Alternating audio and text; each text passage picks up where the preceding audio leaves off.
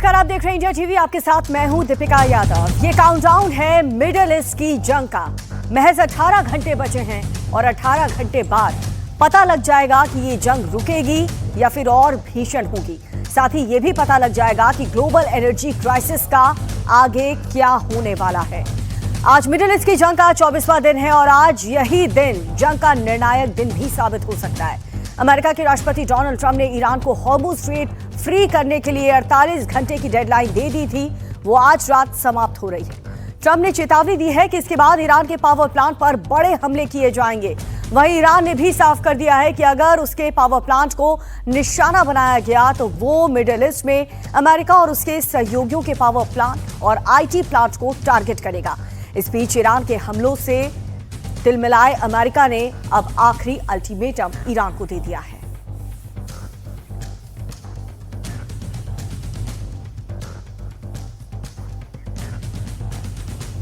तो इस बीच Donald Trump के साथ साथ अपनी ट्रंप सरकार के वित्त मंत्री स्कॉट बेसेंट ने भी ईरान को धमकी दी है।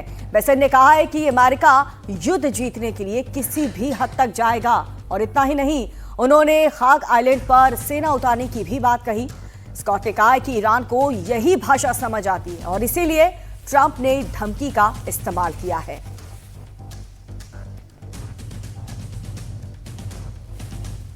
तो अमेरिका की तरफ से ये चेतावनी दे दी गई है, साथ ही अल्टीमेटम ईरान को दे दिया गया है। टाइम भी दे दिया गया है कि 48 घंटे के अंदर स्ट्रेट ऑफ हॉर्मुज़ को खोल दे। ईरान के हमले से अमेरिका काफी तिलमिला गया है और अमेरिका जिस तरीके से कह रहा है कि ईरान को उसी भाषा में हम समझाएंगे क्योंकि ईरान को यही भाषा समझ आती है, धमकी भरे लहजे। लेकिन जिस तरीके का रिटेलिएशन ईरान की तरफ से किया जा रहा है उससे लग नहीं रहा कि वो अमेरिका या फिर इजराइल से झुकने वाला है या सरेंडर करने वाला है, क्योंकि ईरान लगातार, कल भी हमने देखा था बीती रात इजराइल में किस तरीके से न्यूक्लियर पावर प्लांट के लोकेशन के पास बम गिराए थे। मिसाइल से हमला सऊदी अरब में भी ईरान की तरफ से किया गया था। और इन सब के बीच खबर यह भी है कि अमेरिका के B-52 बॉम्बर्स ईरान की ओर रवाना हो चुके हैं और ये बॉम्बर्स क्रूज मिसाइल से लैस हैं। हालांकि इनकी लोकेशन नहीं दी गई है, लेकिन ये बॉम्बर ब्रिटेन के एयरबेस डियागो गार्सिया में तैनात हैं। इसके अलावा अंकारा में भी इनकी तैनाती कर दी गई है और अब खबर यह भी है कि क्रूज मिसाइल से लैस ये बॉम्बर रवाना हो चुके हैं। हालांकि अभी डेडलाइन पूरा होने में करीब 20 घंटे का वक्त बाकी है।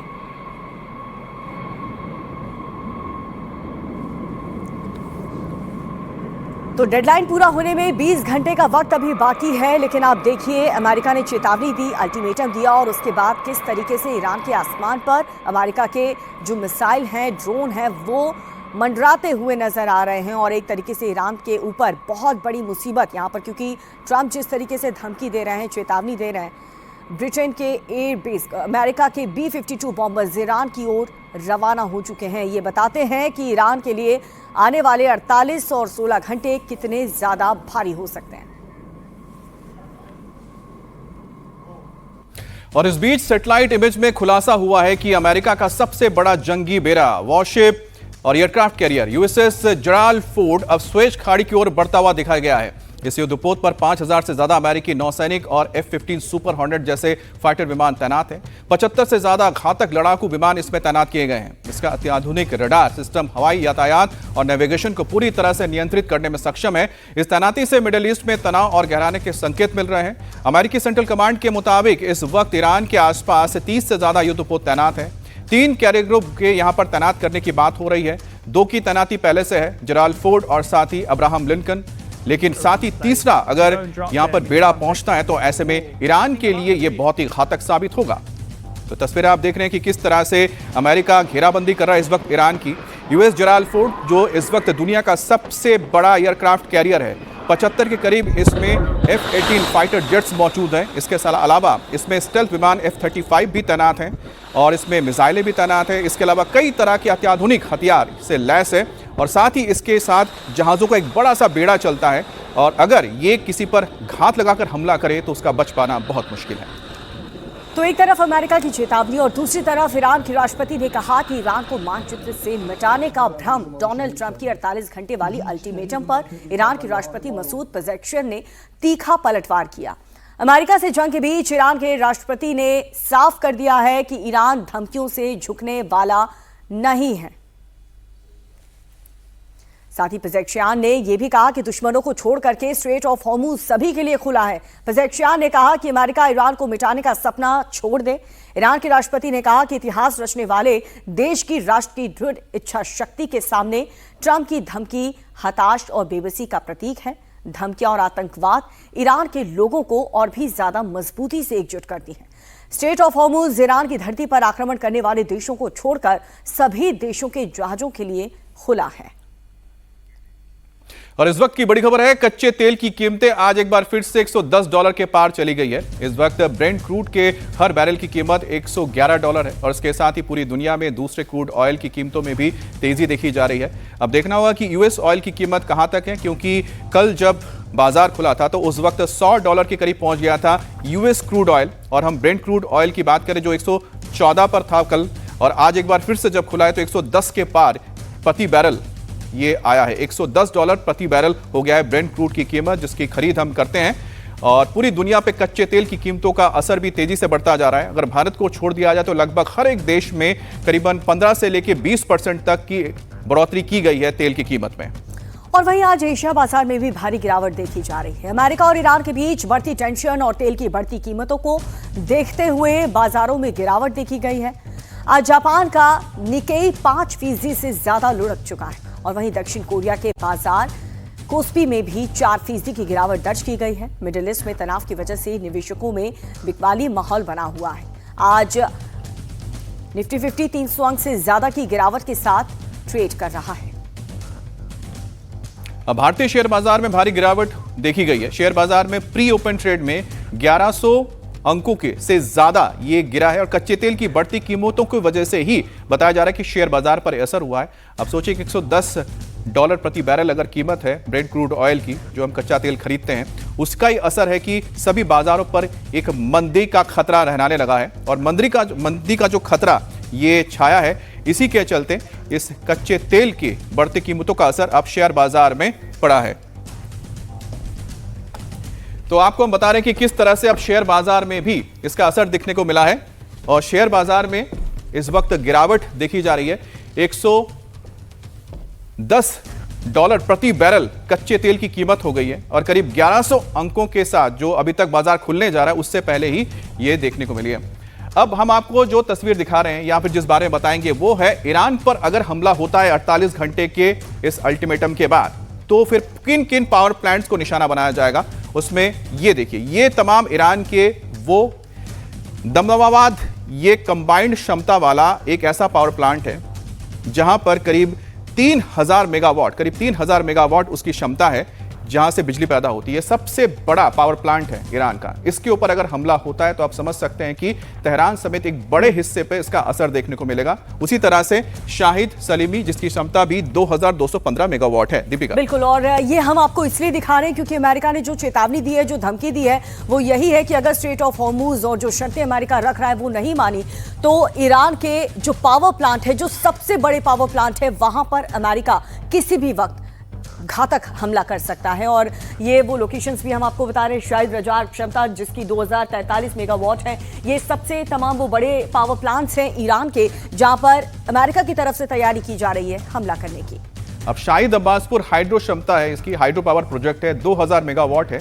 अब Shahid Abbaspur hydro power project भी उनमें से आता है। देखिए, हमने आपको जो सभी ये नाम बताएं, इसमें जो क्षमता है 2000 मेगावाट्स या फिर उससे ज्यादा की है।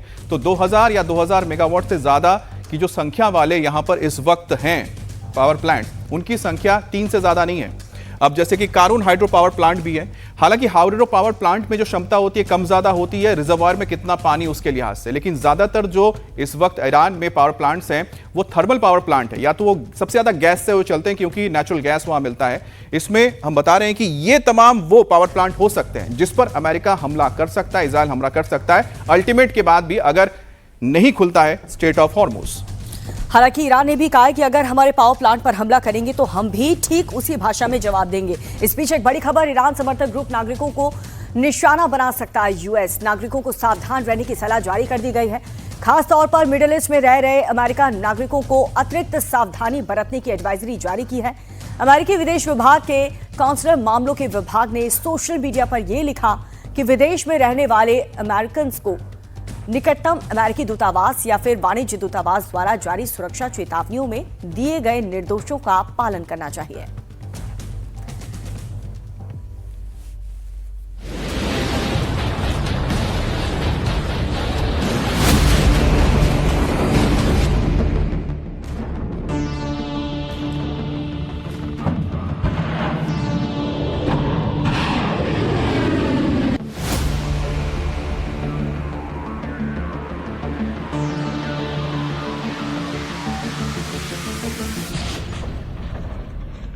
ट्रंप की धमकी बेअसर, होर्मुज पर अड़ा ईरान।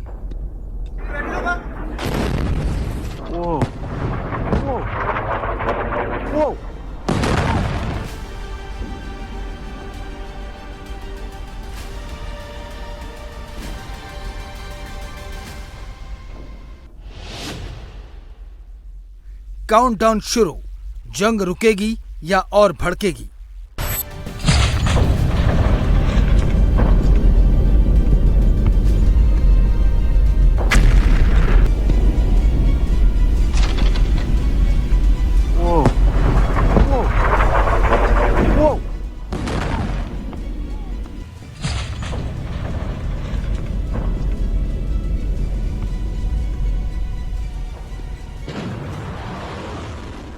घड़ी की ये टिक टिक बता रही है कि मिडिल ईस्ट की जंग का टर्निंग पॉइंट आने वाला है।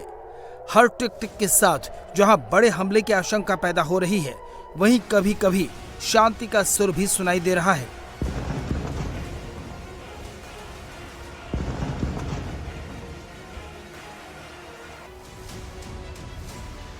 लेकिन बारूदी गंध घुली हुई है।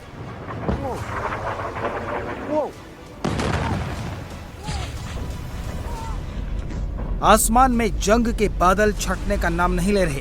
ट्रंप ने धमकी दी है तो ईरान ने भी भाषा और कड़ी कर ली है। डोनाल्ड ट्रंप की धमकी बिल्कुल साफ है, 48 घंटे में होर्मुज को फ्री करो वरना अमेरिका बड़ा हमला करेगा। ईरान ने जवाब में कहा है कि अमेरिका को इसके गंभीर नतीजे भुगतने होंगे। ट्रंप ने धमकी दी है कि अमेरिका ईरान के बड़े पावर प्लांट को निशाना बनाएगा। इसके जवाब में ईरान ने कहा है कि ईरान मिडिल ईस्ट में बड़े पावर और आईटी प्लांट को बर्बाद कर देगा। ट्रंप ने कहा कि होर्मुज को पूरी तरह आवाजाही के लिए फ्री करना होगा। ईरान ने अपना रुख साफ करते हुए कहा है कि होर्मुज केवल उनके लिए खुला है जो ईरान के हित में है, दुश्मनों के लिए स्ट्रेट बंद है। अमेरिकी बेड़े ईरान को घेर चुके हैं। अमेरिकी परमाणु पनडुब्बी समंदर की गहराइयों में ऑर्डर का इंतजार कर रही है। अमेरिका कहां हमला कर सकता है, उन जगहों को भी देख लीजिए। ईरान में छोटे बड़े 110 गैस से चलने वाले पावर प्लांट हैं। दामवंद कंबाइंड साइकिल पावर प्लांट, ये राजधानी तेहरान से करीब 70 किलोमीटर दक्षिण पूर्व में स्थित है। इसकी उत्पादन क्षमता 2868 मेगावाट है। दूसरा है शाहिद सलीमी, ये मांजरदान प्रांत में कैस्पियन सागर के पास है। इस प्लांट से 2215 मेगावाट बिजली पैदा होती है। तीसरा बड़ा प्लांट है शाहिद रजाई, ये तेहरान शहर से करीब 110 किलोमीटर उत्तर पूर्व में है। इसकी उत्पादन क्षमता 2043 मेगावाट है। चौथा है Shahid Abbaspur hydro power station, यहाँ से 2000 मेगावाट बिजली पैदा होती है। पांचवा बड़ा प्लांट कारून में है, यह हाइड्रो पावर प्लांट है और यहाँ से करीब 2000 मेगावाट बिजली प्राप्त होती है। ट्रंप प्रशासन ने पावर प्लांट पर हमले को जायज ठहराते हुए कहा कि ईरान को यही भाषा समझ में आती है।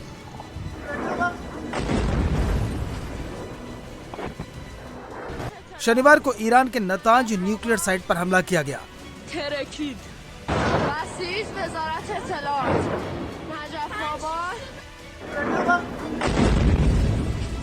ईरान ने कुछ ही घंटों में इसका जवाब देते हुए इजराइल के डिमोन और अराद में तबाही मचा दी। अब फिर से ईरान ने चेतावनी दी है कि पावर प्लांट पर हमला किया तो अंजाम बहुत बुरा होगा।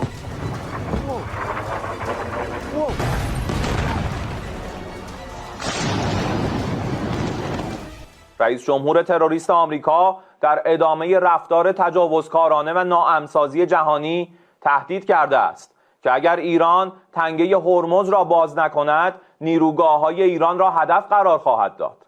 بارها گفته ایم که تنگه هرمز فقط روی دشمن و ترددهای با ضرر بسته است و هنوز به طور کامل بسته نشده است و تحت کنترل هوشمند ماست و عبور و مرور بی‌ضرر تحت ضوابط خاصی متضمن امنیت و منافع ما انجام می شود. अमेरिका और इजराइल मिलकर ईरान में मिलिट्री ठिकानों को बर्बाद करने का दावा करते हुए रोज नए नए वीडियो जारी कर रहे हैं, लेकिन इस बार पावर प्लांट पर हमले की धमकी ने ईरान को पूरी तरह से भड़का दिया है। لیکن در صورت عملی شدن تهدیدات آمریکا در خصوص نیروگاه‌های ایران بلافاصله اقدامات تنبیهی انجام خواهد شد. 1. تنگه هرمز به طور کامل بسته می شود و تا نیروگاه‌های تخریب شده ما بازسازی نشوند این تنگه باز نخواهد شد. 2. همه نیروگاه‌های برق، زیرساخت‌های انرژی و فناوری اطلاعات رژیم صهیونیستی به طور گسترده هدف قرار خواهند گرفت. 3. همه شرکت‌های مشابه در منطقه که سهامدار آمریکایی دارند به طور کامل تخریب خواهند شد. ट्रंप की धमकी के जवाब में ईरान ने अपने प्लान का भी खुलासा कर दिया है। ईरान ने मिडिल ईस्ट के देशों में पावर और आईटी प्लांट को बर्बाद करने की चेतावनी दी है।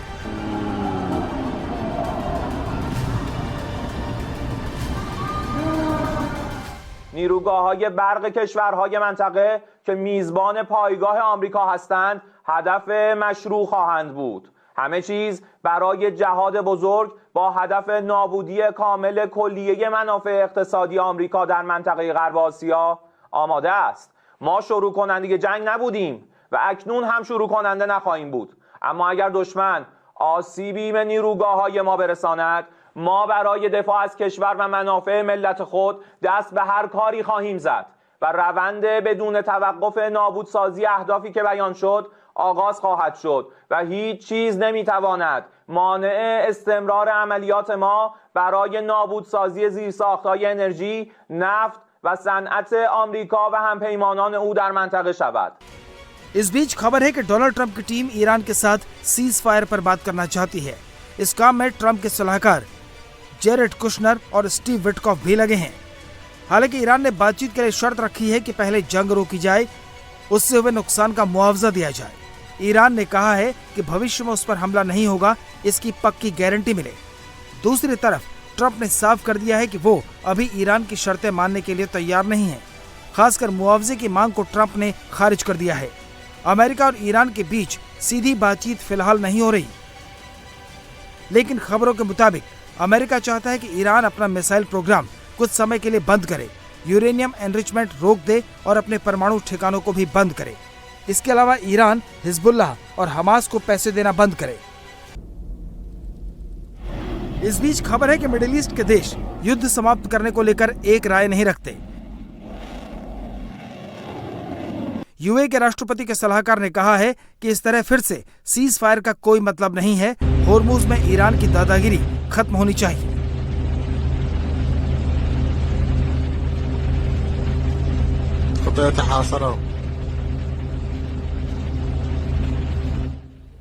और ईरान के नेवल बेस पर एक बार फिर से हमला किया गया है। अमेरिकी फौज ने पाइजेड में बने निट्सा मुनिशंस कमांड को निशाना बनाया है। ये हमला शिराज से महज 55 किलोमीटर दूर है और पर्शियन गल्फ में मौजूद इस नेवल बेस को निशाना बनाया गया है। और शिराज जो वहां का एक बड़ा प्रोविंस है, प्रांत है, उसी के करीब 55 किलोमीटर दूर पर मौजूद है ये ईरान का नेवल बेस निट्सा मुनिशंस, जहां पर यह हमला किया गया है। और धीरे धीरे पर्शियन गल्फ के इन सभी नेवल बेसेस को खत्म किया जा रहा है। और साथ ही अमेरिका ने ईरान के बुश शहर पर भी हमला किया है। हमले के बाद से इलाके में तेज धमाकों की आवाज सुनाई दे रही है। वहीं हमले के बाद से इलाके में धुएं का गुबार भी छाया हुआ है। अमेरिका तेहरान के बाद लगातार बुश शहर पर सबसे ज्यादा हमला कर रहा है, क्योंकि वहां पर न्यूक्लियर प्रैक्टिस ईरान की तरफ से की जाती है। और अमेरिका ने कहा था कि जितने भी बड़े प्लांट्स हैं ईरान के, जितने भी पावर प्लांट्स हैं, उन सभी जगहों पर हम हमले और तेज करेंगे। और साथ ही डिमोना और अराद पर ईरान के हमले का इजरायल ने भी जबरदस्त जवाब दिया है। इजरायल ने ईरान के कई मिलिट्री ठिकानों को एक साथ टारगेट किया है। इजरायल ने ईरान की military training base, missile storage site, हथियार बनाने की जगह और ईरानी इंटेलिजेंस मिनिस्ट्री के हेडक्वार्टर पर जोरदार हमला किया। इसके साथ ही ईरान के इंटरनल सिक्योरिटी फोर्सेस के हेडक्वार्टर पर भी हमला किया था। 2 दिन पहले डिमोना और अराद में जिस तरीके से घातक हमला ईरान की मिसाइल ने किया था, इजरायल को नुकसान पहुंचाया था, नेतन्याहू उन लोकेशन पर पहुंचे थे, उन शहरों का जायजा उन्होंने लिया और उसके बाद कहा कि इसका मुंह तोड़ जवाब ईरान को हम देंगे। अब ईरान ने इजरायल पर जोरदार हमला किया है। इसके बाद इजरायल की तरफ से जोरदार पलटवार भी शुरू हुआ है। ईरान की राजधानी तेहरान में एक के बाद एक कई ब्लास्ट हुए हैं। इन हमलों में ईरान के तेल इंफ्रास्ट्रक्चर को नुकसान पहुंचाया गया है। तो तेहरान के पास धमाके हुए हैं, जिसकी तस्वीर आप देख रहे हैं। एक बड़ा सा ऑयल डिपो था जिसे निशाना बनाया गया और पूरी तरह से तबाह कर दिया गया। ईरान अब इजरायल के रिहायशी इलाकों को भी टारगेट कर रहा है। ऐसे ही एक हमले का वीडियो सामने आया है जिसमें एक रोड पर एक बाइक सवार जा रहा है। जैसे ही उसकी बाइक रास्ते से गुजरती है, उसके तुरंत बाद सड़क पर अचानक से एक धमाका हो जाता है। अब लेबनान में इजरायल और हिजबुल्लाह के बीच जबरदस्त जंग जारी है। आईडीएफ की ओर से साउथ लेबनान में हिजबुल्लाह के ठिकानों को तबाह किया जा रहा है। इसके साथ ही इजरायल अब सिविलियन प्रॉपर्टी को भी तबाह कर रहा है। रविवार को इजरायल ने साउथ लेबनान में अल कासिमिया ब्रिज को उड़ा दिया। ये ब्रिज इस्तेमाल हिजबुल्लाह के लड़ाके करते थे हथियारों की सप्लाई करने के लिए। अब अल कासिमिया ब्रिज के बर्बाद होने से हिजबुल्लाह की सप्लाई चेन रुक गई है। इजरायल साउथ लेबनान में हिजबुल्लाह के ठिकानों के तबाह करने के साथ साथ उसके सप्लाई के रास्तों को भी बर्बाद करने पर तुला हुआ है। आईडीएफ ने लिटानी नदी पर बने लेबनानी पुल को बम से उड़ा दिया। लेबनानी पुल साउथ लेबनान को देश के बाकी हिस्सों से जोड़ता है। इजरायल का मकसद इस इलाके को लेबनान के बाकी हिस्सों से अलग करना है। अगर इजरायल ऐसा करने में सफल रहा तो फिर वो यहां पर कंट्रोल कर सकता है। हालांकि अभी भी यहां पर हिजबुल्लाह के लड़ाके मौजूद हैं जो कि इजरायल के हमलों का जवाब दे रहे हैं।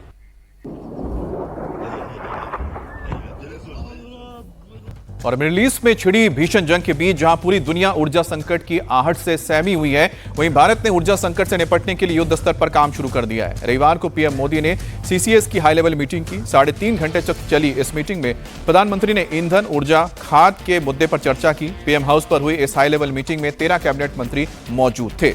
प्रधानमंत्री मोदी ने इस संकट से निपटने के लिए एक डेडिकेटेड ग्रुप ऑफ मिनिस्टर्स और सचिवों के समूह के गठन का निर्देश दिया है, जो लगातार मिडिल ईस्ट में मौजूद हालात पर नजर बनाए हुए हैं।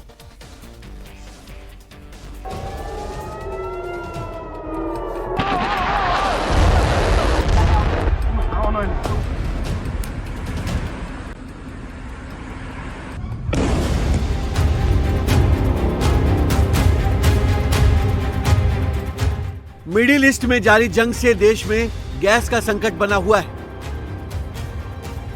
लोग एक सिलेंडर के इंतजार में हफ्तों से लाइन में लगे हैं। घर में गैस खत्म हो गई है। लोग बाजार से महंगा खाना खाने को मजबूर हैं।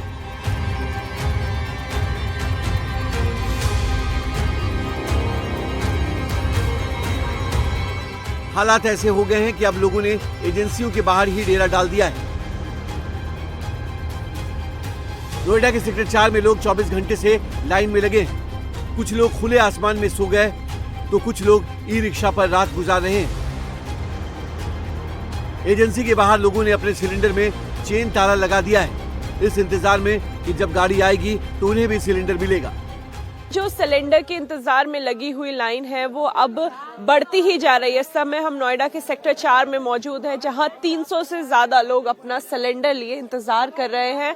हालत ये है कि लोगों को कई दिनों से सिलेंडर नहीं मिला है और सिलेंडर के इंतजार में अब लोगों ने रात भर से सड़कों पे सोना शुरू कर दिया है, क्योंकि जिसका पहला नंबर होगा और जब गाड़ी आएगी तो ये उनको यकीन है कि उन्हें सिलेंडर मिल जाएगा। उस पहले नंबर के इंतजार में ये लोग यहाँ पे सड़क पे भी सोने को मजबूर हो चुके हैं। अपने घरों से कंबल लेके आए हैं। नीचे आपको हल्का फुल्का कुछ बिछा हुआ नजर आएगा, यानी सड़क पे इन लोगों ने रात बिताई है। भैया, आप लोग रात को कितने बजे आ गए?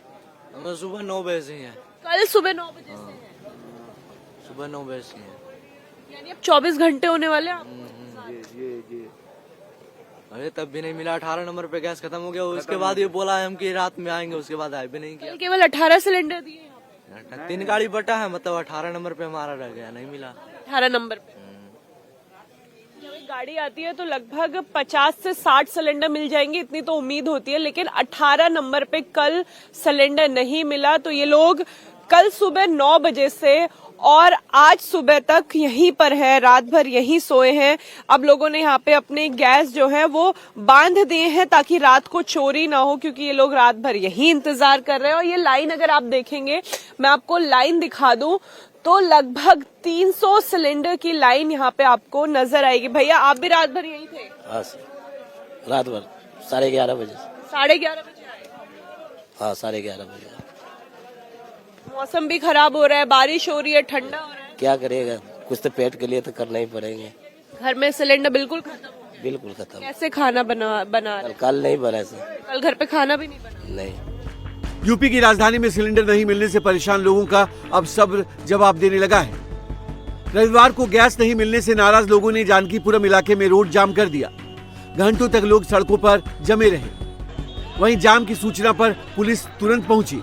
अफसरों ने लोगों को समझाने की कोशिश की, लेकिन लोग अफसरों की सुनने के बजाय अपनी समस्या को लेकर अड़े रहे। लोगों की मांग है कि उन्हें जल्दी से जल्दी गैस दी जाए। लोगों की शिकायत है कि पूरा दिन लाइन में लगे रहने के बाद भी गैस नहीं मिल रही है।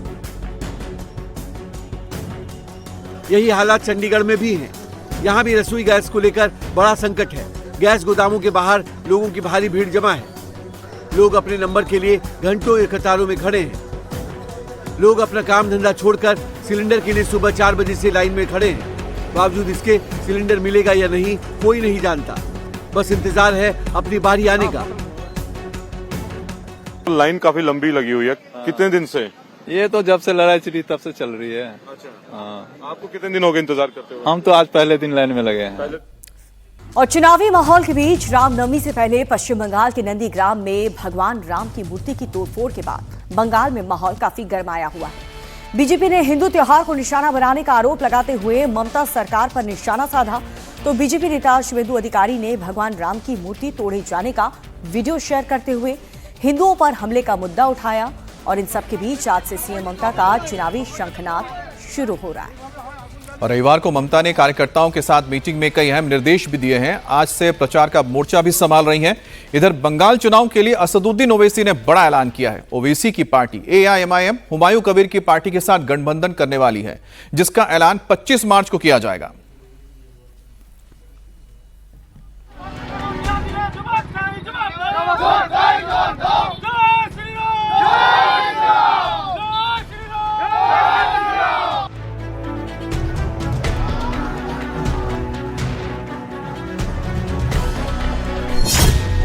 वोटिंग से पहले बंगाल में बवाल, भगवान राम की मूर्ति से तोड़फोड़।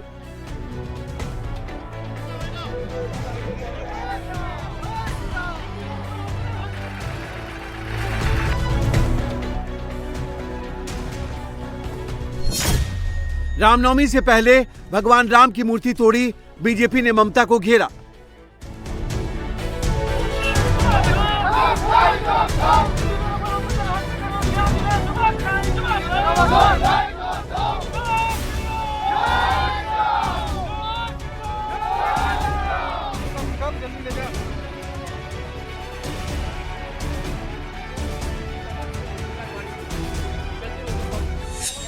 सड़क जाम कर प्रोटेस्ट करते बीजेपी कार्यकर्ता रामनवमी से पहले पश्चिम बंगाल के नंदीग्राम में भगवान राम की प्रतिमा के साथ तोड़फोड़ से नाराज हैं।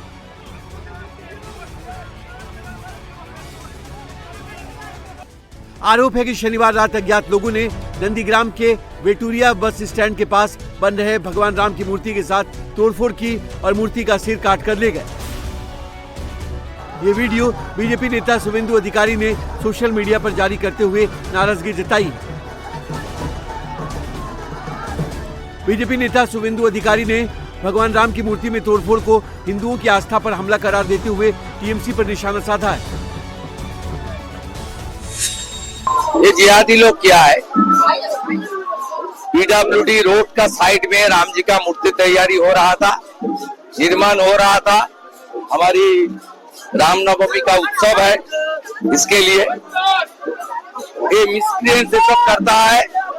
यह जो सरकार है हिंदू विरोधी सरकार है, पुलिस इसमें कार्रवाई नहीं करता, इसलिए हर हिंदू त्योहार के पहले देव देवी का मूर्ति तोड़ना और रामनवमी का जुलूस के ऊपर पत्थरबाजी करना एक कुछ एंटी सोशल का काम है। लेकिन ममता बनर्जी अपने वोट बैंक के लालच से कुछ गुंडा बनाया, वो लोग ये सब करता।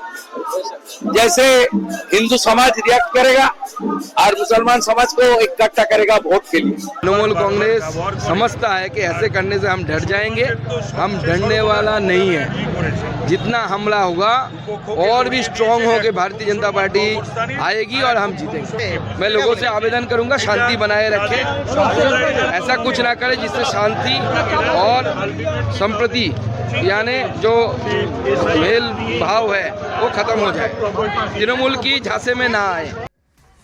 एक तरफ चुनावी माहौल और रामनवमी के बीच मूर्ति में तोड़फोड़ पर सियासत गरमाई हुई है, तो वहीं रविवार को ममता बनर्जी ने कोलकाता में पार्टी कार्यकर्ताओं के साथ मीटिंग कर जनसंपर्क को लेकर अहम निर्देश दिए।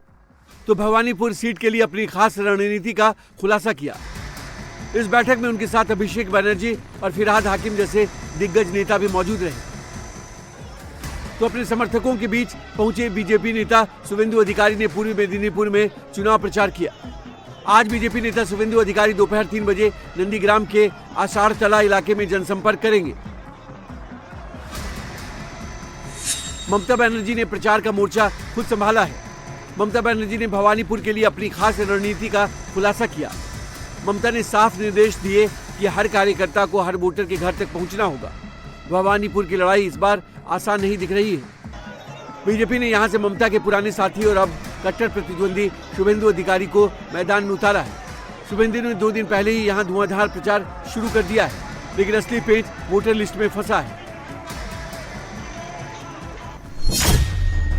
एसआईआर प्रक्रिया के तहत भवानीपुर से लगभग 45,000 वोटर्स के नाम कट चुके हैं और 14,000 नाम अब भी लटके हुए हैं। आंकड़ों की बात करें तो 2021 के उपचुनाव में ममता बनर्जी यहां से करीब 58,000 वोटों से जीती थी, लेकिन उससे पहले आम चुनाव में टीएमसी की जीत का अंतर सिर्फ 28,000 था। ऐसे में इतने बड़े पैमाने पर वोटर्स के नाम कट जाना समीकरणों को चुनौतीपूर्ण बना रहा है।